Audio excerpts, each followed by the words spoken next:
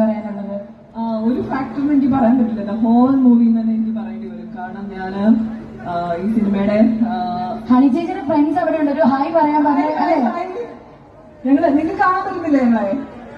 അശോ ഇപ്പൊ ട്രെയിലർ ഇഷ്ടായോ? ഇഷ്ടായി എന്തോ തിരുന്നേരം സംസാരിച്ചിട്ട് ഓടി വരാം. ശരി, ഹായ് ഹായ്. അപ്പൊ നമ്മളെന്താ പറഞ്ഞിട്ടുണ്ടേ? ഈ സിനിമയിൽ ഒരു അതെ അതെ. അപ്പൊ ഒരു ഫാക്ടർ ഒന്നും പറയാൻ പറ്റില്ല. ആനന്ദിനെയാണ് മൂവി ഡയറക്ട് ചെയ്തിരിക്കുന്നത്. ആനന്ദിന്റെ ഡെബ്യൂ മൂവിയാണ്. രാഹുൽ മണപ്പാട്ട് അയ്യോർ അദ്ദേഹത്തെ ഇത്രയും ദിവസം ഞങ്ങളുടെ പ്രൊമോഷൻ പോയിട്ടും ഫസ്റ്റ് ടൈമാണ് ഞങ്ങളൊന്ന് കാണാൻ കിട്ടുന്നത് ഷൂട്ടിന്റെ ടൈം കഴിഞ്ഞിട്ട്. ഒത്തിരി സന്തോഷം. അദ്ദേഹം എഴുതിയ ഒരു കുഞ്ഞി പയ്യനാണ്, കാണുന്ന പോലത്തെ അത്രയാണ്. അദ്ദേഹം എഴുതി ഒത്തിരി അംഗീകാരങ്ങൾ നേടിയിട്ടുള്ള ഒരു ഷോർട്ട് സ്റ്റോറി ആയിരുന്നു. അതാണ് പിന്നീട് ഒരു മൂവിയായിട്ട് എന്താ പറയാ നമ്മള് ഡെവലപ്പ് ചെയ്തെടുത്തത്.